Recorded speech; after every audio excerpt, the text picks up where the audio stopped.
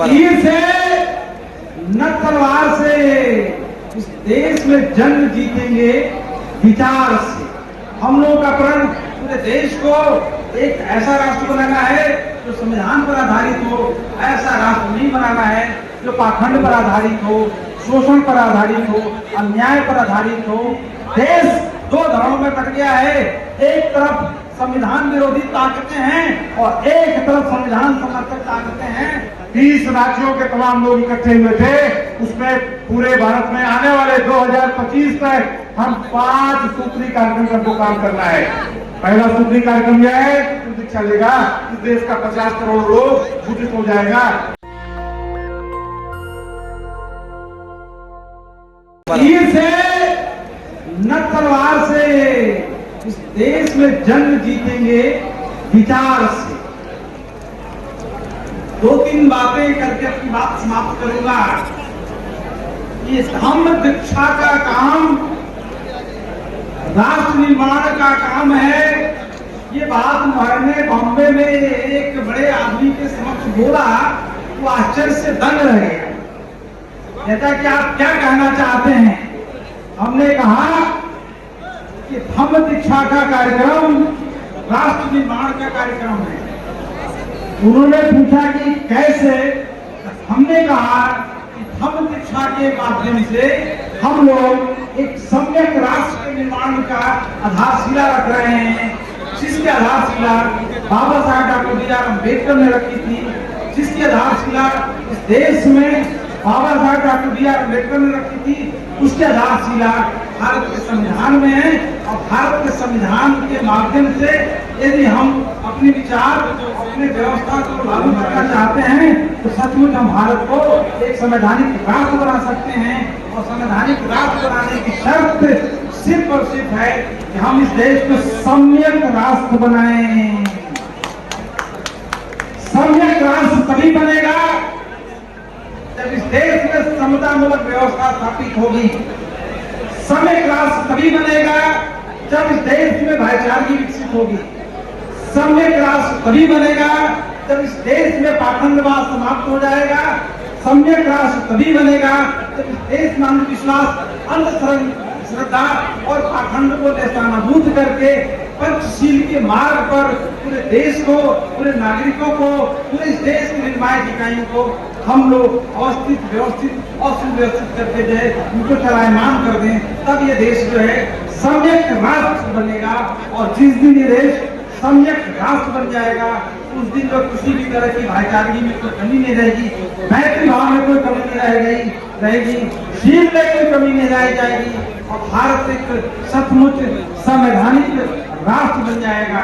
हम लोगों का प्रण पूरे देश को एक ऐसा राष्ट्र बनाना है जो संविधान पर आधारित हो, ऐसा राष्ट्र नहीं बनाना है जो पाखंड पर आधारित हो, शोषण पर आधारित हो, अन्याय पर आधारित हो।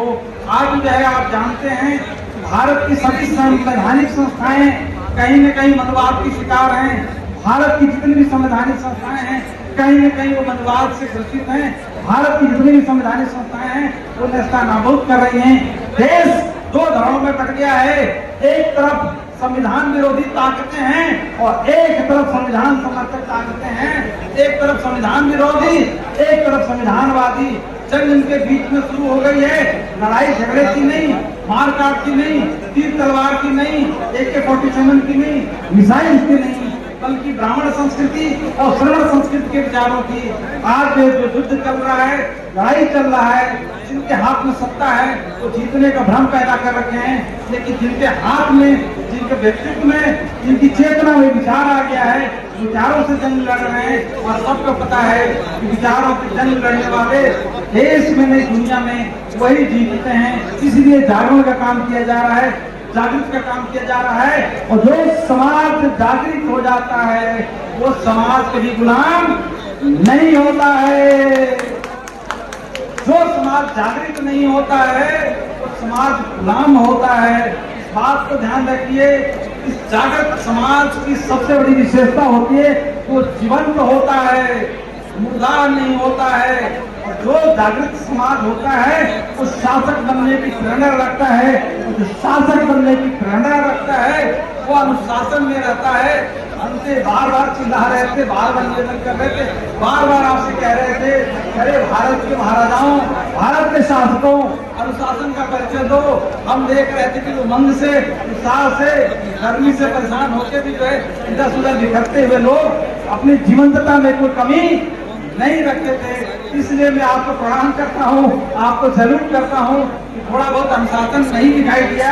इसका मतलब ये है कि आप ज्यादा जागरूक और ज्यादा जीवंत थे, ज्यादा सक्रिय थे, फोटो भी खिंचवाना चाहते थे, लोगों से मिलना भी चाहते थे, प्रेरणा भी लेना चाहते थे और प्रेरणा लेके यहाँ से जाना भी चाहते थे। अंत में मैं ये निवेदन करना चाहूंगा कि शिक्षा का कार्यक्रम, शिक्षित होने का कार्यक्रम समाज को शिक्षित करने का कार्यक्रम है। आप यहाँ हमारे बौद्धिक लीडर हैं, आप हमारे यहाँ सामाजिक लीडर हैं। यहाँ से प्रेरणा लेकर जब घर पर जाएं, मोहल्ले में जाएं, अपने एरिया में जाएं, हम शिक्षा के इस मार्ग को प्रशस्त करें। भारत के इस आह्वान को, महापुरुषों के इस आह्वान को, मंच पर बैठे हुए तमाम जो गणमान्य व्यक्ति हैं उनके विचारों को जन जन में फैलाने का काम आप करेंगे, हमारी सोशल मीडिया कर रही है, यूट्यूब चैनल के लोग कर रहे हैं। मैं समझता हूँ सभी साधुवाद के पात्र हैं। हमसे सुमित रत्न से बड़ा, हमसे सुमित रत्न से बड़ा प्रयास जो हुआ है, प्रयास को जो हम सबको साधुवाद कहेंगे और यहाँ से प्रेरणा के साथ जो है अपने घर से जाएंगे। हम शिक्षित हुए हैं तो समाज को विकसित करेंगे। पूरे भारत में महात्मा ज्योतिबा फुले ने आज से 150 साल पहले जो सत्य शोधक समाज बनाया था, 24 अप्रैल 1873 उस संस्था को मैंने जिंदा किया पुणे की धरती पर। महात्मा ज्योतिबा फुले की सत्य शोधक समाज की, उसका मैं राष्ट्रीय अध्यक्ष हूं। अभी मुंबई में लॉर्ड बुद्धा कंपनी, बाबा साहब अम्बेडकर के बाद में उन्होंने रिजर्व बैंक ऑफ इंडिया बनाई। उसके बाद में हमारे अपने बहुजनों की एक भी कंपनी नहीं रही। हमारे पूरे भारत के 20 स्टेट के लोग इकट्ठे होकर के अपनी खुद की एक कंपनी का गठन किए हैं। साथियों, मैं मेरे जीवन के 35 साल से पूरे देश में मिशन का काम कर रहा हूं और लगभग एक सैकड़ों ऐसे बुद्ध विहार हैं, जैसे देवल कुठार है, बुद्ध भूमि फाउंडेशन जो आज 500 करोड़ की संपदा है, उसका मैं चीफ पेट्रॉन संस्था का आप सभी कल्याण में आइए। हमारा बुद्ध विहार पटना में है, हमारा बुद्ध विहार इलाहाबाद में है, हमारा बुद्ध विहार बंगाल में है, दिल्ली में है। पूरे भारत में ऐसे सैकड़ों बुद्ध विहार है, गुजरात में है। मैं आपको बताता चलूं, गुजरात की धरती से जो 18 साल मैंने वर्क किया है, उसमें जो कोली समाज है, जो ओबीसी समाज के हैं, 2 करोड़ से ज्यादा आपके साथ शिक्षक की तैयारी कर रहे हैं। मैं आपको बता दूं, वहां का जो कोली पटेल और काशिया पटेल है, जो सबसे बड़ा मजबूत समुदाय है, वह भी शिक्षक तैयारी कर रहा है। आज से कोरोना के काल में 5 सूत्री कार्यक्रम पूरे भारत के 20 स्टेट के लोग आए थे। इसमें हमारी बुद्ध सोसाइटी ऑफ इंडिया भी थी, आदरणीय भीमराव अम्बेडकर जी, जिन्होंने आपको अभी प्रबोधन किया मुंबई के हॉस्पिटल से। वहां पर 5 सूत्री कार्यक्रम, कृपया ध्यान दें मेरी इस बात को, उसमें 20 राज्यों के लोग इकट्ठे होकर, मंच के लोग भी आप सभी ध्यान दें, 20 राज्यों के तमाम लोग इकट्ठे हुए थे। उसमें पूरे भारत में आने वाले 2025 तक हम 5 सूत्री कार्यक्रम का हमको काम करना है। पहला सूत्री कार्यक्रम यह है, सबसे बड़े आतंकवादी वो हैं जो देश के पैसे को लूट के लिए भाग रहे हैं। इस देश में हमारी खुद की बैंक होनी चाहिए, जो हमने उसको प्रोसेस में दे दिया है। दूसरा सूत्री कार्यक्रम यह है, पूरे देश के अंदर हमारे खुद के मॉल होने चाहिए, खुद के बिजनेस होने चाहिए, खुद की मॉनेटरी होनी चाहिए। हमारे एक अवधेश मौर्य भी है यहाँ बैठे हुए, हमारे लाख बुद्धा बैंक के जो डायरेक्टर हैं, हमारे और भी तमाम साथी यहाँ बैठे हुए आए हुए हैं। पूरे देश में जगह जगह हम लोग हमारी अपना एक, जैसे सारनाथ है, वाराणसी है, वहाँ बाबा साहब के नाम से भी मार्ट शुरू हो गया है। इलाहाबाद में 9 अगस्त में हमने बैठे तो वहाँ पर दूसरी में मूल निवासी मार्च शुरू हो गया है। मेरा आप सबसे निवेदन है, पूरे भारत के लोगों में आप संदेश दो कि जितने भी हमारे बहुजन समाज के लोग हैं इकट्ठा हो और वो अपनी खुद की, अपनी एक जिले में सारे उद्योगपति इकट्ठे हो, अपने खुद का अपना एक मार्ग हो, खुद की अपने कॉलेज हो, खुद का अपना शिक्षा संस्थान हो, खुद का अपना हॉस्पिटल हो। इसको आपको प्रतिज्ञा करना है। बताइए, हमारे इस देश के जो पंतप्रधान जी, मैं आलोचना नहीं करना चाहता हूं, नर इंद्र दामोदर के दास जो इंद्र हैं, जिनको रंगा संभा लगती है हमके मेकअप के लिए, हमके कपड़े के लिए, हमारे इस देश के प्रधानमंत्री नरेंद्र दामोदर दास, नरेंद्र को उस इंद्र मेघवाल दिखता नहीं है। बताइए उस बच्चे के बारे में ये सब बोले। कोई मूछ रखाता है उसको मार दिया जाता है, कोई घोड़ी पे बैठता है उसको मार दिया जाता है। अभी हमारे प्रतापगढ़ के बगल में एक वकील ने अपनी बात रखी, सारे दुबे चौबे उपाध्याय पांडे वकील ने मिल करके भरे कोर्ट कचहरी मारा है। ये लड़ाई इस तरह का जो इस देश में आतंकवाद फैला रहे हैं, इन आतंकवादियों से आपको निपटना है। सारा बहुजन समाज आपको इकट्ठा होना है। मैं बता दूं एक दूसरा सूची कार्यक्रम हमारा यह है कि हमारा वोट अपनों को, हमारा वोट अपनों को। ध्यान रखिए, कोई पार्टी पे मत जाइएगा। आप जो है यहाँ पर हमारा अपना मुस्लिम आदमी कौन है उसको अपना वोट दीजिए। किसी ने पैसा खा के टिकट दे दिया है उसे भूल जाइए। आपको हमारा वोट अपनों को, हमारा वोट अपनों को।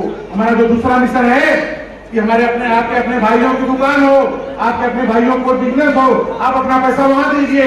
आपका अपना भाई कोई रिक्शा चला रहा है, उस रिक्शे वाले को, आपका अपना भाई कोई वकील है, कोई डॉक्टर है, कोई हॉस्पिटल है, एक अभियान चलाइए पूरे देश के अंदर कि हमारा वोट अपनों को, हमारा वोट। बहुत बहुत धन्यवाद, बहुत बहुत धन्यवाद। सभी लोग बैठ जाइए, दो सूत्रीय करें।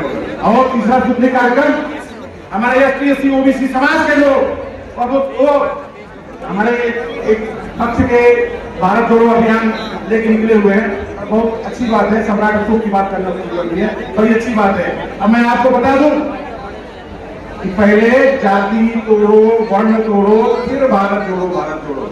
जो भारत जोड़ो का अभियान किया है ना, कैसे जुड़ेगा भारत? आदरणीय राहुल जी, आप यह भी कहिए पहले जाति तोड़ो, वर्ण तोड़ो, फिर भारत जोड़ो, भारत जोड़ो।